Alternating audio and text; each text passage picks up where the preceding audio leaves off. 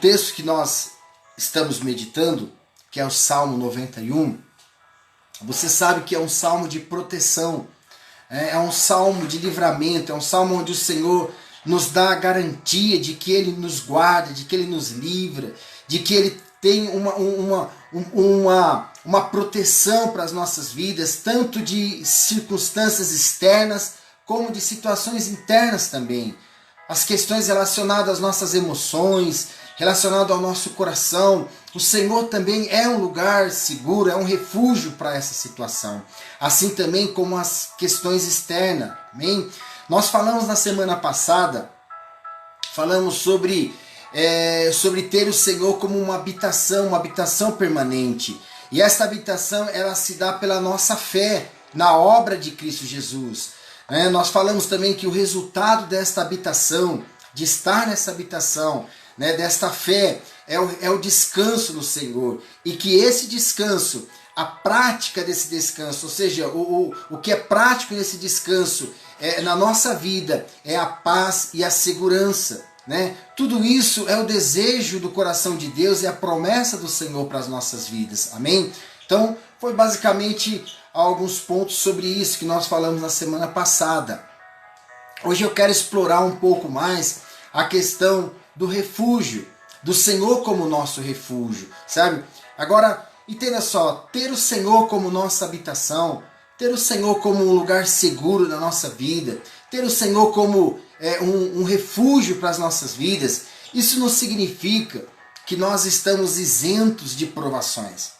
Não significa que nós não teremos nenhum tipo de provações, de dificuldade. Sabe, mesmo tendo o Senhor como a nossa morada, e nós, de certa forma, nós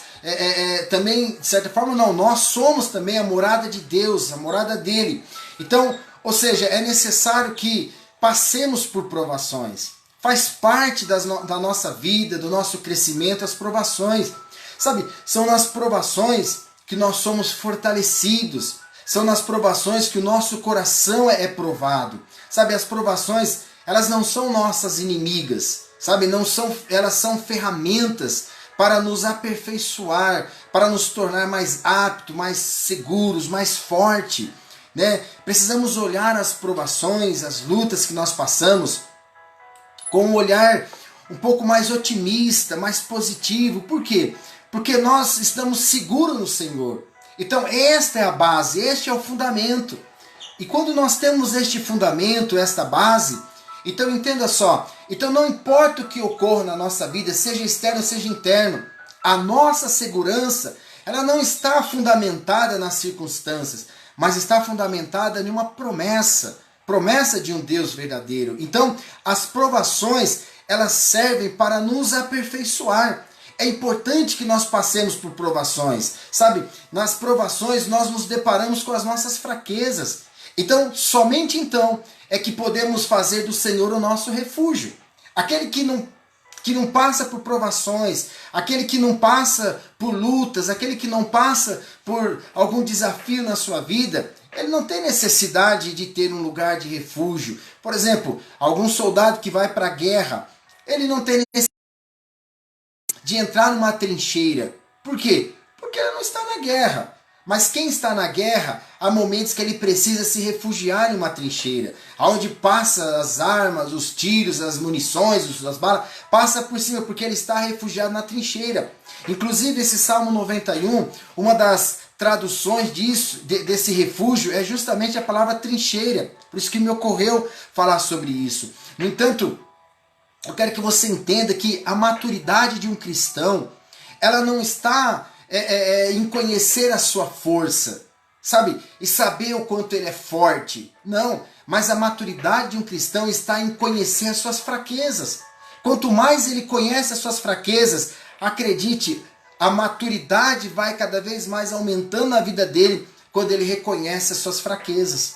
Eu sei que é estranho, mas é verdade. Por quê? Porque à medida em que você olha para as suas fraquezas, reconhecendo as suas fraquezas, você naturalmente vai dependendo de Deus, vai recorrendo a Deus, vai vendo que você não era tão bom como você achava que era, vai vendo que você não é tão descolado como achava que era, você vai vendo que você não era tão capaz como achava que era, e isso resta para você a opção de se recorrer em Deus, de buscar a Deus, de depender de Deus, de confiar a Deus. E acredite, Deus ama isso nas nossas vidas. Você lembra de Paulo? Paulo, certa feita, foi falar com o Senhor acerca de uma situação na vida dele. A Bíblia chama de espinho na carne.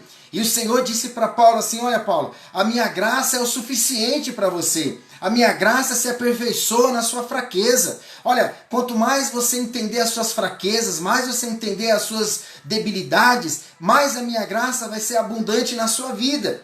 Então a maturidade de um cristão, ela ocorre quando ele reconhece as suas fraquezas. Porque quanto mais ele entender, reconhecer, ele enxergar, ele ter o discernimento das suas fraquezas, ele vai recorrer ao Senhor, ele vai se refugiar no Senhor. E então Deus vai poder trabalhar na vida dele de forma poderosa e de forma tremenda. Amém? Fazemos do Senhor o nosso refúgio. Como? Pelas nossas declarações, pelas nossas palavras. O Salmo 91... é o que nós estamos vendo. Se você não vê no versículo 2, na nova versão transformadora, diz assim, ó: isto eu declaro a respeito do Senhor. Ele é o meu refúgio, o meu lugar forte. Ele é o meu Deus e nele confio. Se você vê no versículo 9, se você vê na linguagem nova versão transformadora, diz assim, ó: porque afirmaste, ou seja, porque declaraste, porque fizeste uma confissão que o Senhor é o meu refúgio. Então você veja que no mundo natural você faz um refúgio como? Construindo, seja de alguma forma ele é algo material, é algo palpável. Mas no mundo espiritual, eu quero que você entenda isso. Nós construímos o nosso refúgio pelas nossas declarações, pela palavra que nós liberamos, por aquilo que nós falamos. Por exemplo, você vê lá Jesus quando ele estava no deserto e depois de 40 dias de jejum, ele estava ali fraco, debilitado fisicamente, e apareceu para ele o diabo, se aproveitando dessa fraqueza dele, se aproveitando dessa fragilidade dele, menos fisicamente, o seu corpo 40 dias ali sem se alimentar. E o diabo então começou a provar, a tentar Jesus, dizendo: transforma a pedra em pão, porque era algo que o seu corpo queria, dizendo para ele prostrar e adorar, que ele daria os reinos. Então, levando ele em cima do cenáculo, dizendo: pula daqui para baixo e o Senhor vai te dar. E como que o Senhor se refugiou? Como que o nosso mestre, ele buscou refúgio? Usando a palavra, fazendo declaração. Como que ele resistiu à tentação? Como ele resistiu àquela provação que ele estava passando? Usando declarações. Ele fez afirmações acerca daquilo que tinha na palavra de Deus. Então nós construímos refúgio na nossa vida. Nós fazemos do Senhor o nosso refúgio, declarando, falando, liberando palavra, confessando, fazendo confissões que estão de acordo com a palavra de Deus. Sabe? Todavia, o reverso também é real. Se nós construímos os nossos refúgios pelas nossas palavras, acredite, também nós destruímos ou nós saímos desse refúgio também pelas nossas palavras. Sabe, esse refúgio, ele é Cristo na nossa vida. Quanto mais confessamos acerca de Cristo, mais Cristo é real na nossa vida. Quanto mais nós profetizamos acerca da nossa vitória em Cristo, mais essa vitória é real em nossa vida. Mais consciente vamos nos tornando acerca da presença do Senhor na nossa vida. Quanto mais confessamos que somos perdoados, mais entendimento temos, mais liberdade temos em Cristo, desse perdão que o Senhor derramou sobre as nossas vidas. Entende? Então nós deixamos muitas vezes de participar das bênçãos de Cristo, que estão contidas na nova aliança, porque não fazemos declarações corretas, fazemos declarações incorretas, declarações que não são corretas. Sabe, por exemplo, tem homens da antiguidade, se você vê, que eles perderam justamente por conta das suas declarações. Quando você vê Números no capítulo 20, fala sobre Moisés, e Moisés ali, ele estava sendo pressionado pelo povo, o povo estava afrontando ele, porque estavam no deserto, ali na região de Cades Barnea, no deserto de Zim, para ser mais exato, e o povo queria água, estavam com sede, os seus animais estavam morrendo de sede, estava uma pandemia naquele lugar, estava algo geral, e atormentando Moisés. Nós vamos morrer aqui, saímos do Egito, e agora vamos morrer de sede nesse deserto. E Moisés foi falar com o Senhor. E então o Senhor disse assim para Moisés, lá em Números no capítulo 20, versículo 8 ao 10, diz assim, o Senhor disse assim, ó, Moisés, toma a vara, o cajado que ele usava, e ajunta a congregação, tu e Arão, teu irmão, e falai a rocha, né, perante os seus olhos, e ela dará a sua água. Assim lhes dirá a água da rocha, tirarás, ou melhor, águas da rocha, e darás a beber à congregação e aos seus animais. Então, veja só, Moisés tomou a vara de diante do Senhor, né? E como o Senhor lhe tinha ordenado. E Moisés e Arão reuniram a congregação diante da rocha. E Moisés lhe disse, olha só o que Moisés disse, ouve agora, rebeldes, porventura tiraremos água desta rocha para vós? E diz a Bíblia que ele bateu na rocha. A Bíblia diz que ele feriu a rocha 2 vezes. E aí saiu água da rocha. Deus não mandou ele bater na rocha. E Deus não mandou que ele falasse do jeito irado ou indignado com o povo. E a Bíblia diz que eu consigo imaginar que ele, pelas suas palavras escritas, ali em Deuteronômio, no Números capítulo 20, no versículo 10, ele diz assim, ó, ouve agora, ó rebeldes. Disse assim para o povo, como ele tratou o povo de Deus, né? Porventura vou tirar água dessa rocha aqui para vocês? Então isso foi mal aos olhos de Deus. E se você for para Deuteronômio, capítulo 32, no versículo 51 e 52, olha só o que aconteceu. Moisés não pôde entrar na terra prometida. Ele subiu no monte, e do monte ele olhou a terra, que era ali, começava por Jericó e ali por diante ia, mas ele não pôde entrar na terra. E o Senhor diz assim para ele, Deuteronômio 32, 51, porquanto transgrediste contra mim no meio dos filhos de Israel as águas de Meribá de Cádiz, no deserto de Sim, pois não me santificaste no meio dos filhos de Israel. Aí diz assim, ó, pelo que verás a terra diante de ti, porém não entrarás nela, na qual lhe darei aos filhos de Israel. Sabe, queridos, o nosso temor é que muitas pessoas, que elas têm tudo para ser vencedores, tudo para desfrutar de vitória, tudo para viver uma vida plena, tudo para chegar ao final dos seus anos de vida, seja eles 50, 60, 70, 80, 90, 100, seja lá quantos anos for, e ele chegar no final e dizer assim, eu vivi plenamente na vontade do Senhor. Eu vivi plenamente o melhor que Deus tinha para a minha vida. Sabe, eu vivi plenamente no centro da vontade de Deus. Porque eu vivi no refúgio do Senhor. Eu vivi coberto pela justiça do Senhor sobre a minha vida. Sabe, veja só, é uma coisa triste de se ouvir um homem como Moisés, o grande profeta, libertador do povo de Israel, e de repente ser repreendido por Deus por conta de uma atitude que tomou na força do seu próprio braço, pelo seu próprio entendimento, pela sua própria vontade. Acredite, você não foi chamado para isso. De verdade, você foi chamado para ser aqueles que vão até o fim, que chegam até o final. Você é chamado para ser daqueles que receberão galardão, que se receberão recompensas. Você é chamado para dizer como Paulo, completei a carreira, guardei a fé, combati o bom combate, completei a carreira, guardei a fé. Sabe, aquele que disse assim, agora já estou guardando, já sei o que Deus tem para a minha vida. Essa é a sua chamada. Todas as vezes que reagimos a uma ação sem consultar o Senhor, acredite, nós estamos agindo por conta própria, pela força do nosso braço. E com isso nós saímos do refúgio do Senhor. Seja uma decisão, seja uma escolha, seja o que quer que seja, nós saímos desse refúgio do Senhor. Entende? Nós não fomos chamados para isso. Sabe? É uma situação triste, mas a verdade é que isso pode acontecer na vida das pessoas. E quando eu digo sair deste refúgio, eu não me refiro em perder a salvação. Eu me refiro a perder os benefícios que o Senhor tem para a nossa vida, a vida plena. Quantas pessoas, na verdade, elas estão vivendo um tempo de amargura, onde poderia viver um tempo de plena paz, uma vida de plena alegria, de segurança, de paz. E é para isso que o Senhor tem te chamado. Lá no livro de Ruth, tem uma história que é muito linda. Você, até te encorajo você a ler o livro de Ruth.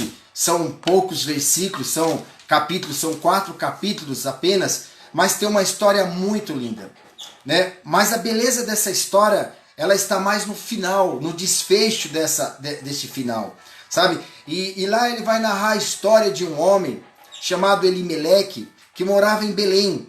E ele saiu de Belém e por conta de uma fome que estava acontecendo ali em Judá, ali em Belém, e ele foi para as terras de Moabe. Foi ele, a sua esposa e seus 2 filhos. E quando ele chegou na terra de Moabe ali, junto com os seus filhos ali casaram. Um chamava, um filho chamava Malom, o outro Quilion. E esses filhos casaram. Um casou com uma mulher chamada Orfa e outro casou com uma mulher chamada Ruth. Mas depois de 10 anos que eles estavam nessa terra, diz que o seu marido, o marido de Noemi, dessa mulher, morreu. Chamava-se Elimeleque. E passado um tempo, os seus filhos morreram também, tanto Malom como o seu outro filho, Quilion. Então essa mulher ficou sozinha, desamparada numa terra distante. Sabe, eu quero falar para você algo acerca deste livro. Há muitas histórias lindas nele, mas eu quero destacar um ponto. O que acontece na nossa vida quando nós saímos do lugar da aliança. Quando nós saímos do lugar de refúgio. Quando nós nos afastamos. E como eu disse, às vezes não é fisicamente, às vezes não é você sair de um lugar fisicamente e ir para outro lugar, não.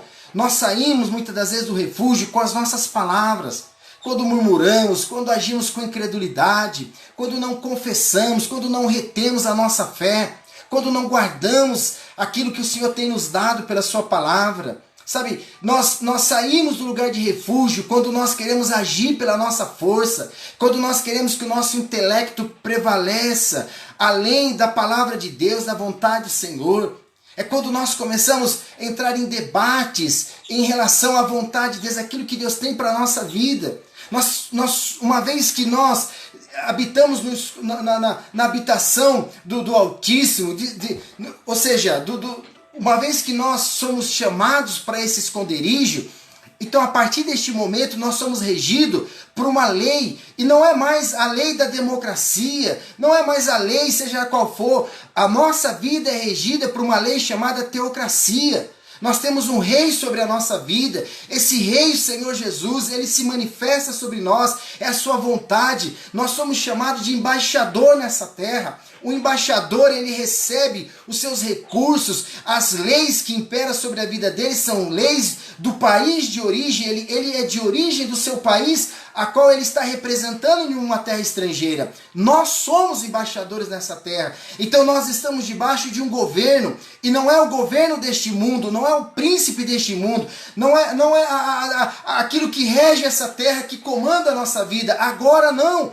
A Bíblia diz que nós somos cidadãos do céu. Nós temos uma identidade nova. Nós somos agora identificados com Cristo. Nós falamos no domingo, nós temos a identidade, a natureza. Somos participantes da natureza divina. A natureza de Cristo está em nós. Portanto, o nosso rei agora é o Senhor Jesus. E Elimeleque, ele saiu de Belém. Belém significa casa do pão. Seria o lugar da aliança, o lugar da provisão, o lugar onde Deus havia providenciado, onde ali imperava o governo do Senhor, a vontade do Senhor, o plano do Senhor. Estava na casa do pão para Elimeleque e toda a sua família. Sabe, mas veio um momento de provação, como vem sobre a nossa vida. Todos nós estamos sujeitos a isso. E nesse momento de provação, o que foi que eles fizeram? Eles então resolveram agir por conta própria. Eles saíram da casa do pão. Eles saíram de Belém e eles foram para Moabe. Sabe, Elimeleque, a palavra Elimeleque, que era o esposo de Noemi, significa meu Deus é rei. Sabe, quando nós buscamos refúgio por conta própria, sabe, por meios é como sair pelos nossos próprios meios, é como sair da proteção do rei. Nós não somos mais donos da nossa vida. Nós não pertencemos mais a nós mesmos. Nós pertencemos a alguém que nos comprou, nos resgatou, alguém que pagou um preço de sangue pelas nossas vidas. Sabe, nós somos chamados filhos dele. E sim, nós somos chamados filhos dele, mas em certo aspecto nós somos escravos dele. Somos chamados, pertencemos a ele. Estamos debaixo do cuidado dele, do governo dele. Não está mais sobre as nossas preocupações. O cuidado sobre a nossa vida está sobre ele, sobre ele. Quando você vai para Isaías, diz assim: um filho se nos deu, um menino nos nasceu, e o seu nome será Emanuel, Deus forte, Pai da eternidade, príncipe da paz, né? Deus conosco. E diz assim: e o governo estará sobre os seus ombros. O seu governo, o governo está com ele. Ele é o que governa sobre a minha vida, sobre o meu futuro, sobre os planos, sobre os projetos da minha vida. Tudo precisa ser colocado diante dele e de acordo com a vontade dele. Mas Elimeleque não. Quando veio a provação, o que ele fez? Juntou a sua família e saiu rumo ao lugar onde ele imaginou que seria o lugar bom, que seria um lugar razoável para a vida dele. Sabe, a esposa de Elimeleque, Noemi, o nome Noemi significa prazer ou talvez favor. Sabe, quando nós saímos da proteção do rei, quando nós saímos de debaixo desse cuidado do rei, nós saímos da proteção deste rei. Sabe, nós saímos do refúgio do rei, saímos do favor do rei. Sabe, é interessante que os dois filhos deles, um chama Malom e outro Quilion. Malom significa alegria ou canção, e Quilion significa ornamento ou perfeição. Sabe, quando nós saímos da aliança, do refúgio, da casa do pão, do lugar onde Deus estabeleceu para as nossas vidas, sabe o que significa, meu irmão? Significa que a alegria morre. Significa que o Quilion, que significa ornamento e perfeição, o perfeito louvor morre. Sabe, se você olhar para essa história de Ruth, que é uma história linda, maravilhosa. Ruth, sabe o que ela disse? O nome dela significava prazer e favor. E quando ela voltou, então ela falou assim: meu nome já não é mais Noemi, já não é mais prazer. O meu nome agora é Mara. Mara significa amargura. Mara significa algo, uma coisa amarga. Sabe, é exatamente isso que acontece. Todos nós passamos e passaremos por provações na nossa vida. Todos nós somos sujeitos a circunstâncias do nosso lado. E essas circunstâncias, essas provações que nós passamos, acredite, elas não são nossos inimigos. Elas não são para nos destruir. Elas, ainda que tenham uma perspectiva de destruição, têm uma cara de destruição, mas elas, na verdade, para a vida daquele que habita no esconderijo do Altíssimo, aquele que faz do Senhor o seu refúgio, acredite, ele, quando vem essas provações, quando vem essas lutas, é para fortalecê-lo, é para capacitá-lo, é para torná-lo mais forte. Este é o momento de você fincar os seus pés na aliança com o Senhor, fincar os seus pés nas trincheiras do Senhor. Este é o momento em que você, quando está sendo afrontado, onde você está sendo, as provações, as lutas, as tentações vêm sobre você, não se deve correr do Senhor, buscar refúgio em outro lugar. Muitas pessoas fazem isso. Muitas elas recorrem a uma situação, recorrem a um amigo, recorrem a um colega, recorrem ao seu próprio entendimento e recorrem enfim, a uma série de coisas sem antes consultar o Senhor. Não, Elimeleque fez isso e a sua família foi uma família que perdeu a alegria, perdeu a satisfação. A sua esposa, que era chamada de prazer, transformou-se em amargura. Sabe, quantas pessoas, meu irmão, elas começaram tão bem, começaram uma jornada bem. Quantas pessoas começaram um casamento bem, no seu começo do seu casamento era alegria, era prazer, era satisfação. Mas quando chega um determinado momento, começa a vir as tentações, começa a vir as lutas, as provações, sabe, começa a vir os desacertos e isso acaba trazendo na vida das pessoas, eu diria assim, não sei se seria um desânimo, mas leva as pessoas a buscarem alguns recursos extras.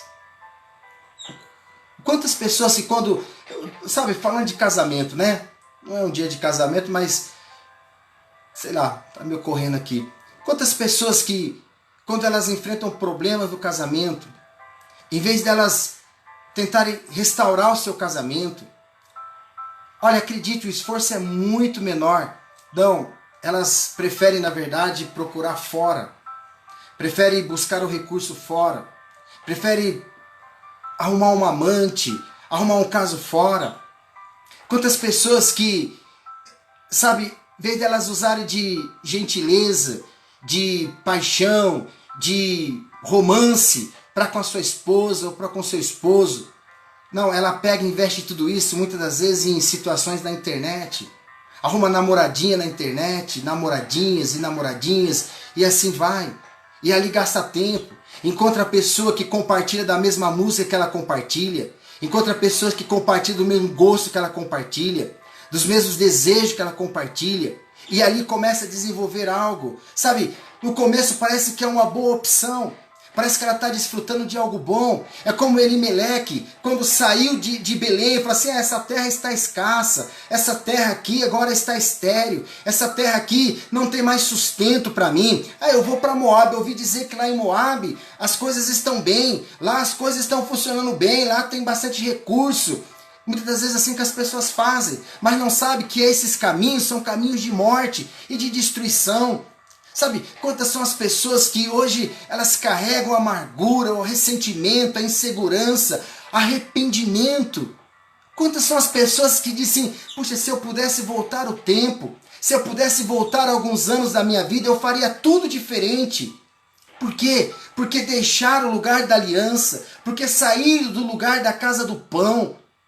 Quantas são as pessoas que vivem isso, que estão hoje vivendo deste momento, sabe? Aquilo que começou com planos, com projetos, pessoas financeiramente, profissionalmente. Quantas são as pessoas que estão vivendo um tempo, depois passado um determinado tempo? O número 10 na Bíblia fala de responsabilidade do homem.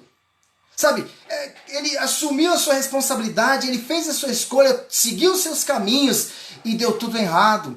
É o que a Bíblia diz, há caminhos que para o homem parecem ser bons, mas o seu fim é morte, é destruição. Sabe, por que ele tomou esses caminhos?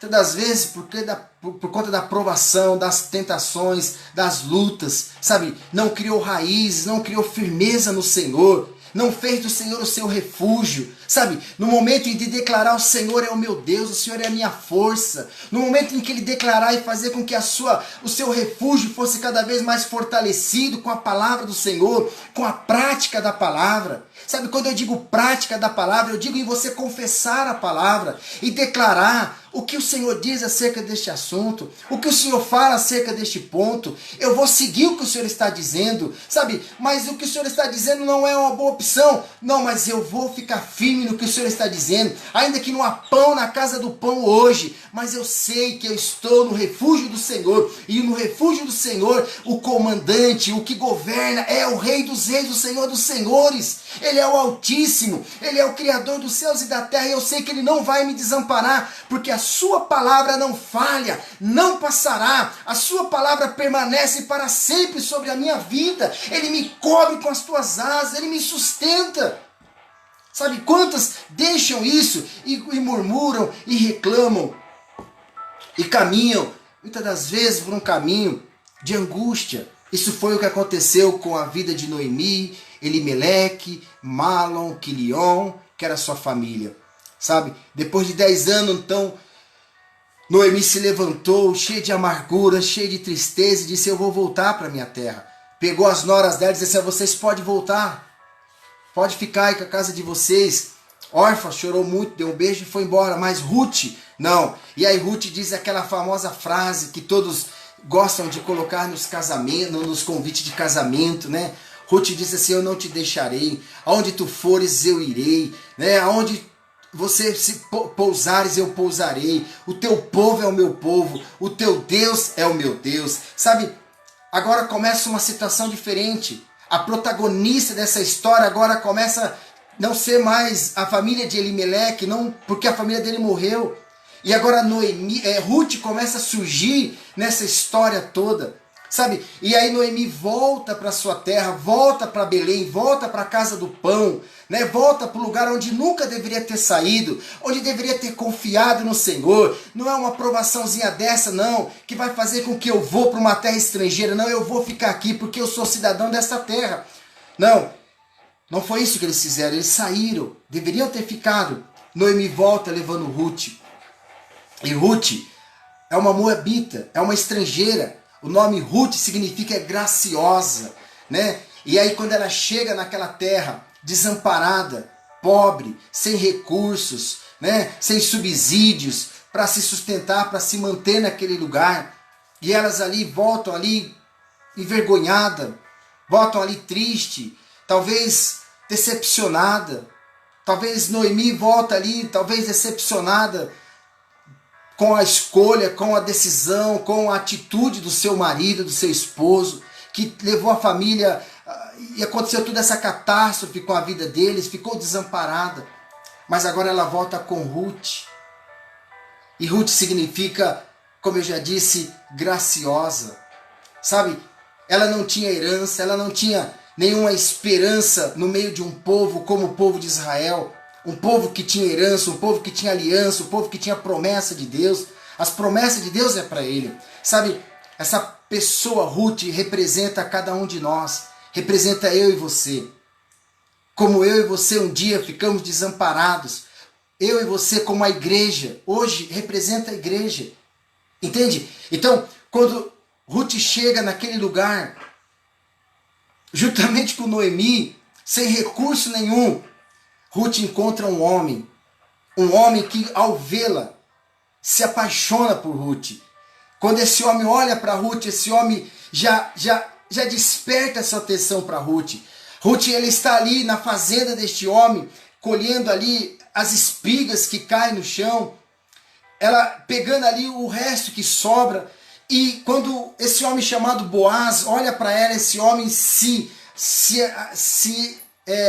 agrada dela, se apaixona por ela, o coração dele bate por ela. Sabe, querido, é uma história muito linda, principalmente pela sua linguagem de figura, porque essa Ruth representa a igreja, representa eu e você. E esse Boaz representa a pessoa de Jesus Cristo. Sabe, Boaz era um homem rico, era um homem forte, era um homem nobre, era um homem generoso, era um homem bondoso. E aí Ruth estava ali desamparada, estava ali carregando ali o opróbrio, porque pelo fato do seu esposo ter morrido, então, ou seja, interrompeu ali a geração desta mulher. Ela não poderia dar continuidade, não viria, porque o certo é ela volta para sua terra como a outra fez, ou ela deveria, pela lei, né, ela casaria então com o irmão, mas não tinha irmão mais. Noemi não tinha mais filhos. E ela estava ali desamparada. Sabe, isso fala de cada um de nós. Talvez você fez escolhas erradas. Talvez você tomou decisões erradas. Talvez você caminhou para lugares que te trouxe tristeza. Talvez até hoje você tenha falado palavras que não tenham edificado a sua vida. Talvez você é decepcionado com você. Talvez você é insatisfeito com você. Talvez você olha para você e você diz assim: puxa, eu olho para o passado, eu olho para o tempo que passou, eu poderia ter feito escolhas boas, escolhas maravilhosas, eu não fiz grandes escolhas. Hoje o meu contexto de vida poderia ter sido diferente, poderia ter sido melhor. Mas eu quero dizer uma coisa para você hoje. Sabe, assim como Boaz, que representa a pessoa de Cristo, ele olhou para Ruth, no meio daquele milharal, no meio daquela fazenda. Ele se apaixonou por Ruth. Acredite, o Senhor Jesus, quando olhou para nós, quando olhou para você, ele se apaixonou por você. A palavra Boaz significa a força nele, aquele que tem força. Sabe, o Senhor Jesus não só tem a vontade de te alcançar, de te resgatar, como Ele tem o poder para fazer isso, como Ele tem o desejo para fazer isso, as condições, os meios para fazer isso. Acredite, talvez você até hoje não provou de algo extraordinário na sua vida, mas a partir de hoje, Você pode fazer do Senhor o seu refúgio. Você pode, assim como Ruth, que fez de Boaz o seu refúgio. Quando você vai lá no capítulo 2 do livro de Ruth, no versículo 12, diz assim, ó: o Senhor retribua o teu feito e seja cumprida a tua recompensa do Senhor, Deus de Israel, sob cujas asas vieste buscar refúgio. No capítulo 3 de Ruth, do livro de Ruth, no versículo 9, então Ruth diz assim para Boaz, respondeu Ruth a Boaz: estende a tua capa sobre a tua serva, porque tu és o resgatador. Sabe, Ruth, ela começou a mudar a história de Noemi. A história de Noemi é uma história que você, como viu por cima que eu disse, uma história que acabou em tristeza, uma história que estava ali acabando em angústia, em frustração, mas chegou então agora a graça. Ruth significa graça, o derramar da graça, e quando juntou-se com Boaz, Boaz é a pessoa do Senhor Jesus Cristo, e quando juntou esses dois, então mudou a história de Noemi. Se você ler o livro, você vai ver que ela diz assim: o Senhor me trouxe alegria, o Senhor me trouxe vida. Sabe, quando juntou Boaz e Ruth, houve um casamento, e este casamento gerou um filho, este filho gerou um outro filho, que foi então, que nasceu Davi. Eles foram avós de Davi, Ruth e Boaz.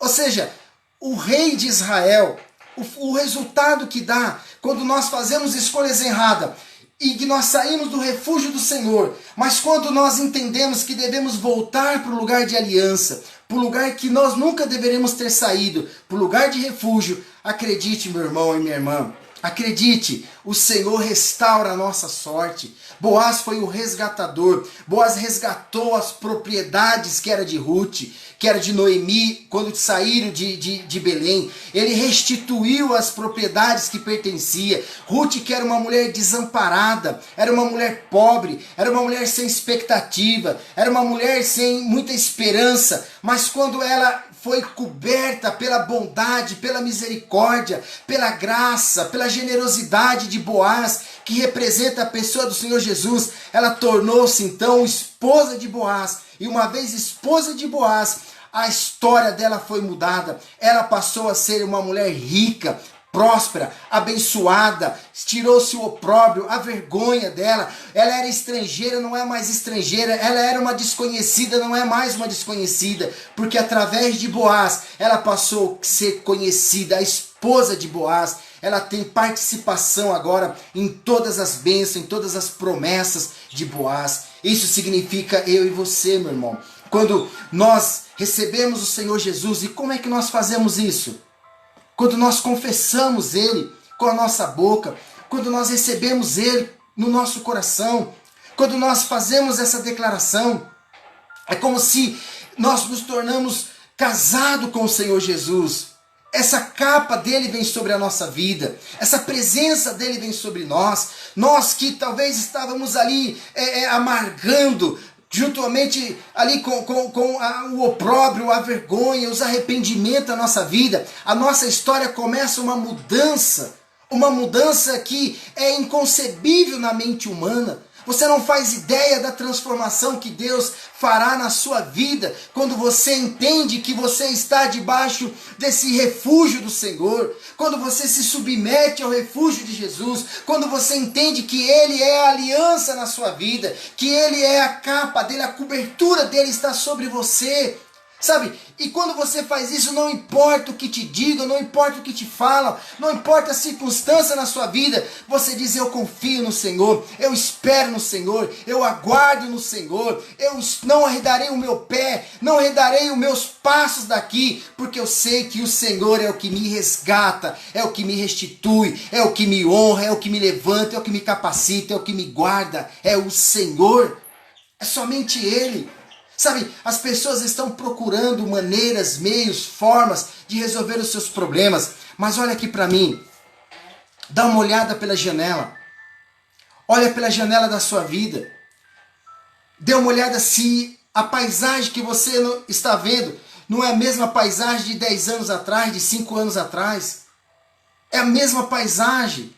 A vida de muitas pessoas, ela está vivendo a mesma paisagem. Não tem mudado. Você entende? Se não tem mudado é porque você não tem saído do lugar.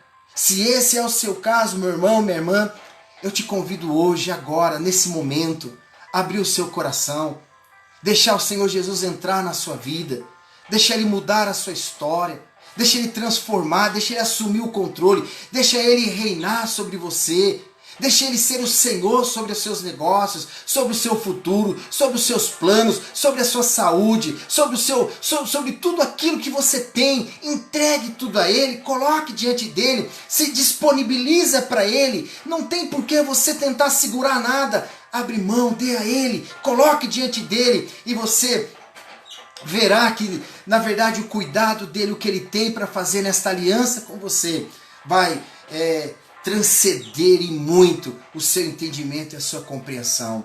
Sabe, nós temos falado sobre Salmo 91 e temos falado sobre que aquele que habita no esconderijo do Altíssimo, né, ele descansa à sombra do Onipotente. E de que ele declara, ele diz: o Senhor é o meu refúgio, o Senhor é o meu Deus forte, o Senhor é a minha fortaleza. Sabe, nós construímos o refúgio do Senhor quando nós profetizamos, nós declaramos, nós falamos: o Senhor é comigo, o Senhor é a minha força. Sabe, praticar a palavra do Senhor, a melhor prática da palavra de Deus.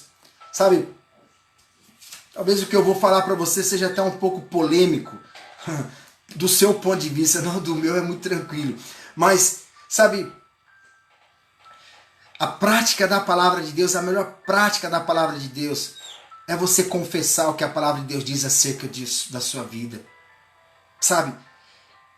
Às vezes o início de uma boa prática não é você olhar e tentar praticar, fazer o que está aqui escrito. Tá entendendo? Mas é você olhar e você começar praticando. O Senhor é o meu refúgio. Então o Senhor é o meu refúgio. Se Ele é o meu refúgio, eu estou protegido, eu estou cuidado, eu estou guardado. É quando você começa a confessar. À medida que você confessa, à medida que você declara, acredite, a sua mente vai sendo transformada. Isso chama arrependimento. As pessoas dizem que nós somos contra arrependimento, eu não prego. Não, pelo contrário, arrependimento acontece todas as vezes que você ouve a palavra. Cada vez que você ouve a palavra entra na sua mente e ela vai fazendo uma mudança, uma metanoia, um arrependimento, uma transformação na sua vida. Este é o arrependimento de forma positiva, o arrependimento que leva a sua mente cada vez mais voltada para Cristo, cada vez mais voltada para o Senhor. A nossa mensagem tem que ser cristocentro, Cristo-centro. Cristo é o centro de todas as coisas, nele nós existimos, nele nós nos movemos, nele nós vivemos, é nele, é Cristo em todas as áreas. Ele é o nosso Boaz, Ele é o nosso resgatador, Ele é o que nos alcançou, Ele é o que pagou o preço do resgate da nossa propriedade, seja ela material, porque o resgate foi material, mas foi um resgate emocional, espiritual. Houve abrangeu todas as áreas da vida de Noemi, que foi abençoada através de Ruth, assim como Israel será abençoado através da vida da igreja do Senhor Jesus. A igreja, a Bíblia diz que os homens do passado, como Moisés e muitos deles, eles foram abençoados através da nossa vida. Diz lá em Hebreus capítulo 11, no último versículo você vê, eles são aperfeiçoados através de nós, da nossa fé. A nossa fé em Cristo Jesus, a nossa fé nele, traz a existência e revela o propósito, o plano de Deus que esteve escondido, guardado para ser revelado neste momento. Qual que é? Cristo em nós, esperança da glória. Cristo em nós, uma vez que Cristo está em nós, nós estamos guardados, protegidos, estamos aliançados com Cristo, alinhados com Ele, guardado em Cristo Jesus. Judas vai dizer que nós somos amados por Deus Pai, chamados por Deus Pai e guardados em Cristo Jesus. É essa que é a nossa chamada. Este é o propósito que Deus tem na sua vida. Amém? Eu não sei qual é a situação que você tem vivido. Eu não sei quais as condições que você tem vivido. Eu quero acreditar que você tem vivido plenamente as promessas do Senhor na sua vida.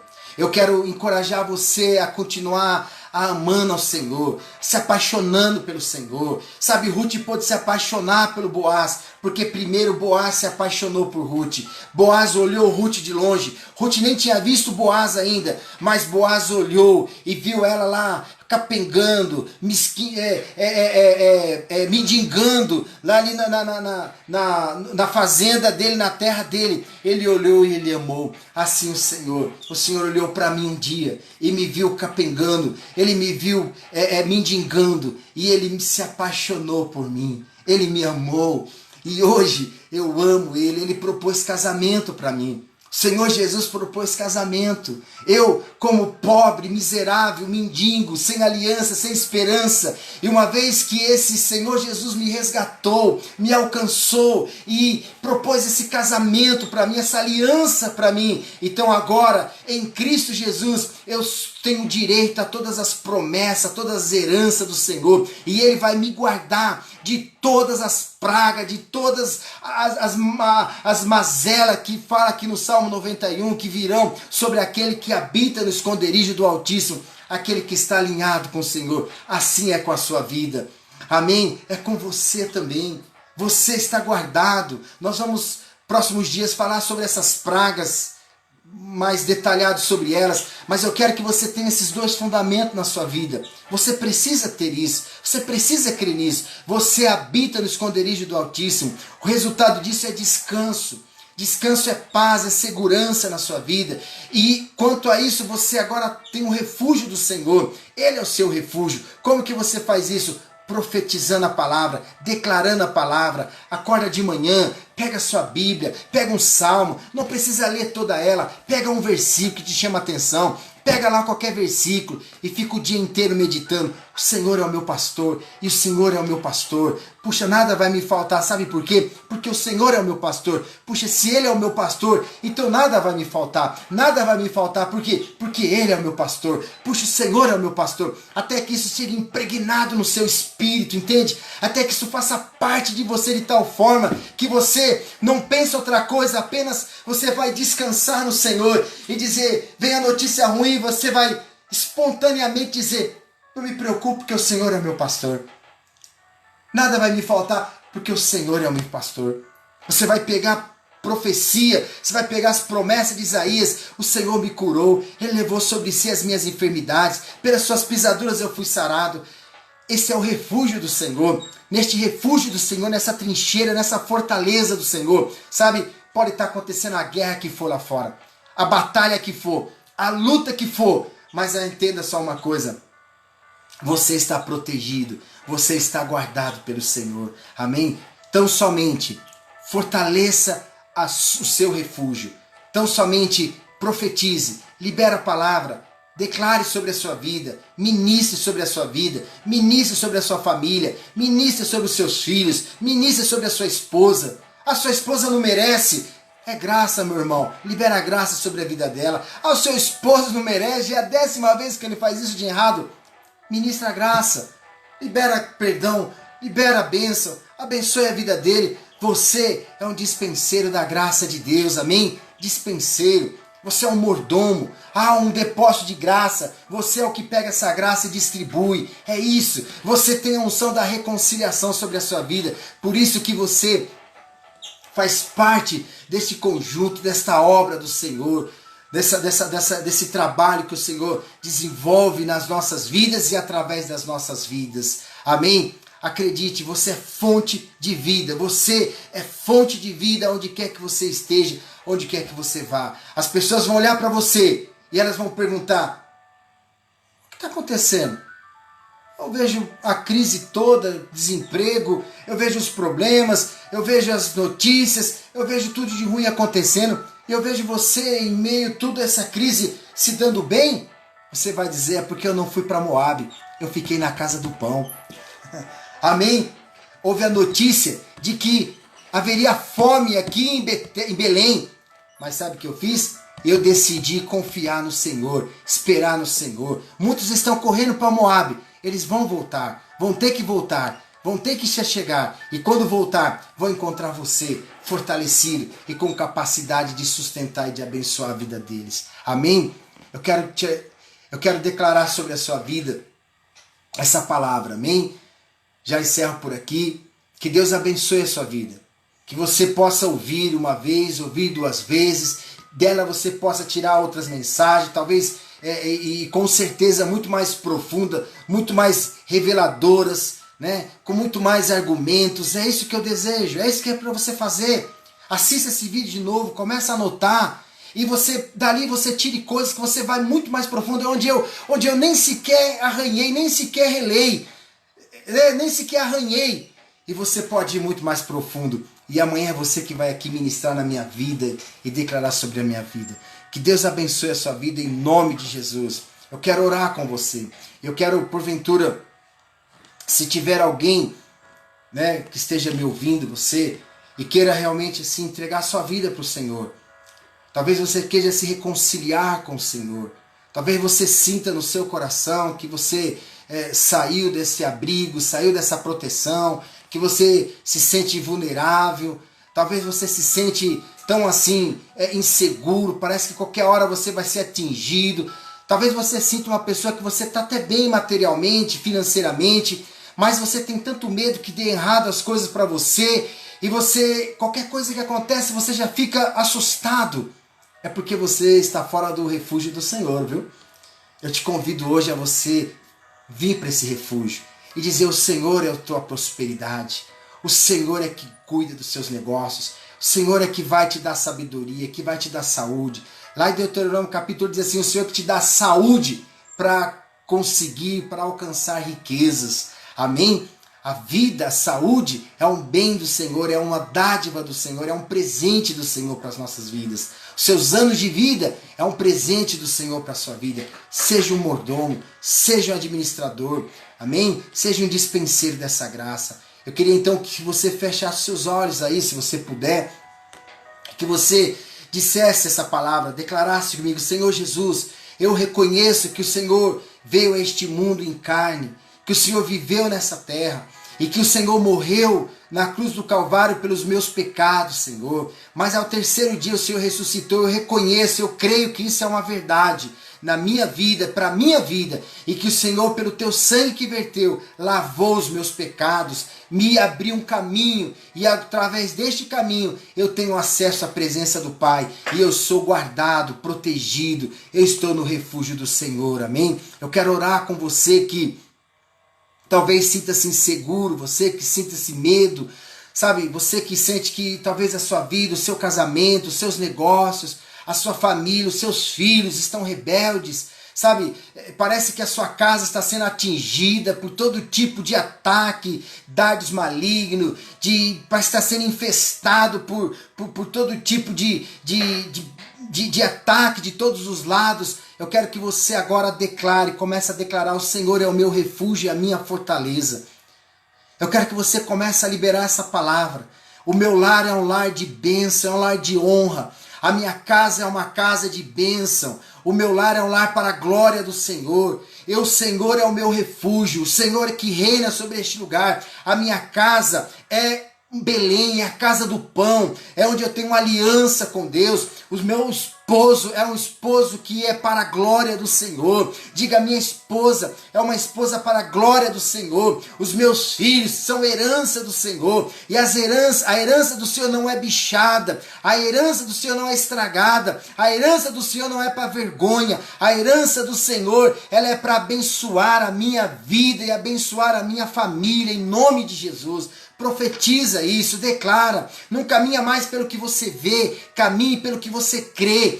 Talvez os seus olhos vejam alguma coisa. Esqueça o que os seus olhos veem. Se os seus olhos veem o mal, veem a indiferença, seus olhos veem o desprezo, se os seus olhos veem, na verdade, as pessoas abandonando, não olhe para isso, não considera isso. Considera a palavra. O que o Senhor diz na sua palavra. Diga: eu creio o que o Senhor diz. Diga: o meu lar é um lar que está debaixo da graça do